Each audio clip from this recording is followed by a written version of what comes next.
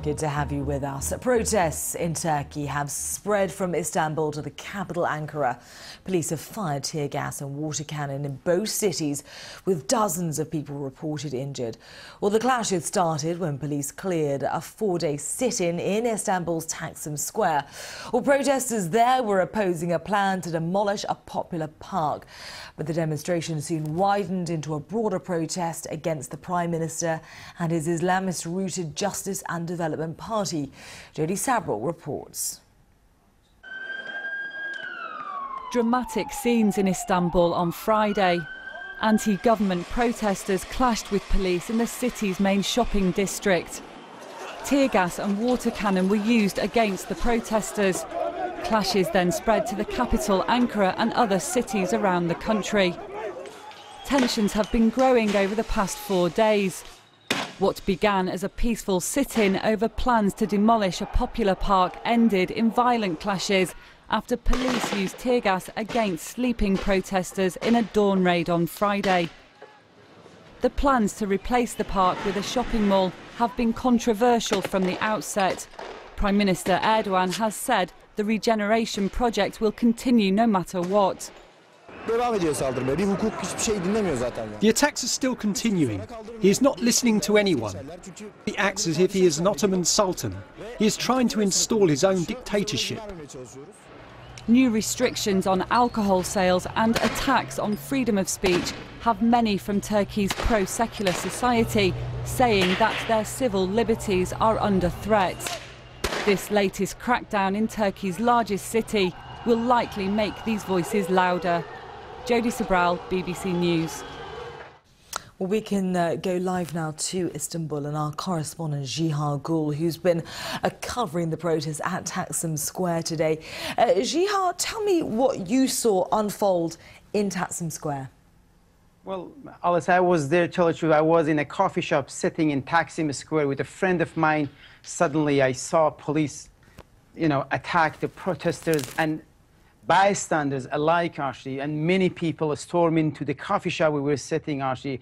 The force was that much, actually. They brought the window with themselves and the door. They broke everything. So police was, since morning, they were attacking a group of people when they were trying to reach to Taksim Square, the main square, which is entertainment area, and many shops are there, and many tourists, actually. Normally, when they come to Istanbul, they come to visit Taksim Square. So they attack people with tear gas and water cannon, and even myself, I had a hard time to breathe, and for a moment I thought I might faint. So my eyes was burning, and many people like me actually just happened to be there. They were attacked. Jiha, it all sounds very dramatic. Tear gas. For a very long time that they are using excessive force against protesters. Don't forget, in May Day, International Worker Day, the same thing happened. Actually, police prevented the protesters to reach to the square. I was there. I saw the protesters. They were marching toward the main square. I didn't see any violence personally, and many people around there. But seems to me police just try to stop them to reach to the square and use. I have covered many demonstrations in many different parts of the world, but I never seen that much tear gas anywhere else. I thought I'm in the middle of the fire, just smoke, even you couldn't see around you what's happening, and many people were affected. So the reality, I don't know, there is a lot of criticism toward police, and even Interior Minister tonight, Turkish Interior Minister, promised to investigate the allegation of using excessive force by police against protesters. Jiha, you're painting a very evocative scene for us, but let's talk a little bit more about the cause of this protest, because it began as a peaceful protest, didn't it? An environmental concern about building over this Gezi Park inside Istanbul, but it's really widened out into something much more political, hasn't it? Absolutely. I mean, if you look at what happened in the past, today is entering actually the 5th day.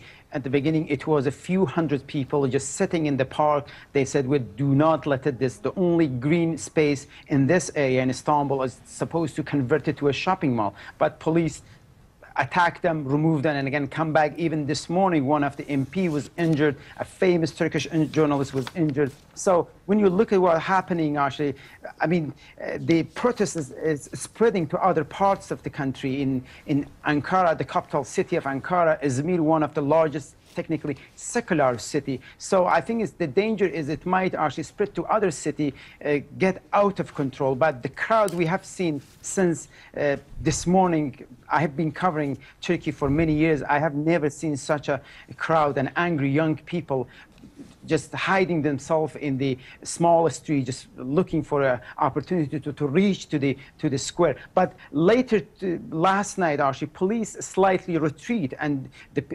protesters actually managed to again go back to that park and sit down. They call it Occupy Taksim. So we have to wait. I think in the next few days, possibly there will be more protests, particularly in the weekend, because a lot of people coming to this area.